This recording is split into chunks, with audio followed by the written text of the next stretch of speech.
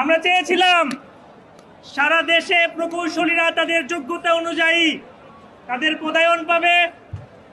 বৈষম্যের জন্য যেই জীবন আমাদেরকে দিতে হয়েছে 2024 সালের অগাস্টে অভ্যুত্থানের মাধ্যমে যে আমরা স্বাধীন বাংলাদেশ পেয়েছি, সেই স্বাধীন বাংলাদেশে আমাদের বৈষম্য দূর হবে।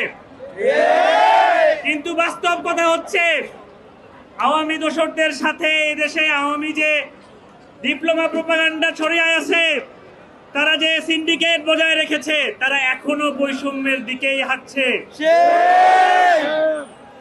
তারা সারা দেশের বিভিন্ন প্রকৌশল অঙ্গনে একে একে দখল করতে বসেছে।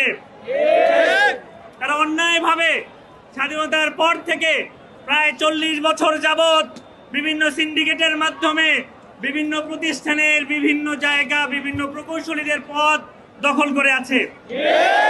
দুঃখজনক ব্যাপার হচ্ছে, আমাদের নীতি নির্ধারকরা এ বিষয়ে জানেই না।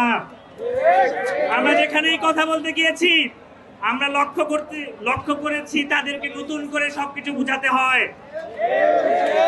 হতাশার ব্যাপার হলো, তারা হতাশা প্রকাশ করে যে কেন বুয়েট থেকে পাস করে গ্রাজুয়েটদেরকে বাংলাদেশে পাওয়া যাচ্ছে না। কিন্তু মজার ব্যাপার, সার্কাসের ব্যাপার হলো, তারা তাদের যে সেক্টর, সেই সেক্টরেই ইঞ্জিনিয়ারদের যথাযথ মূল্যায়ন করতে পারছে না।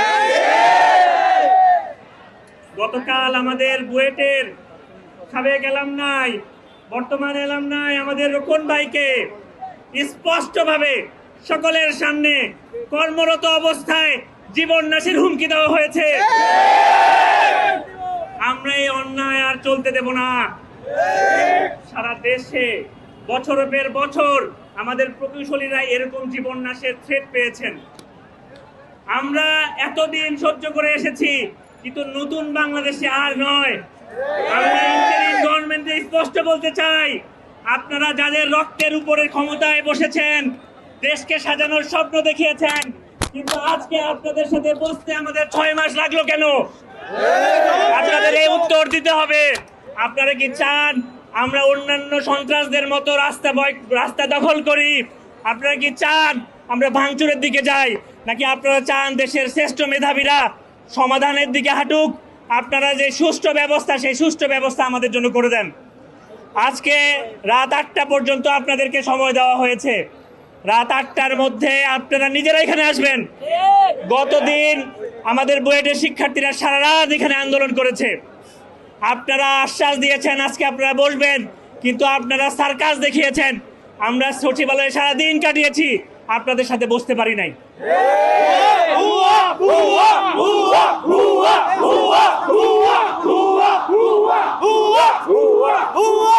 যে 2 দফার কথা আজকে আমরা এখানে শাহবাগ প্রাঙ্গণ থেকে বলছি, অনতি বিলম্বে তা পালন করতে হবে।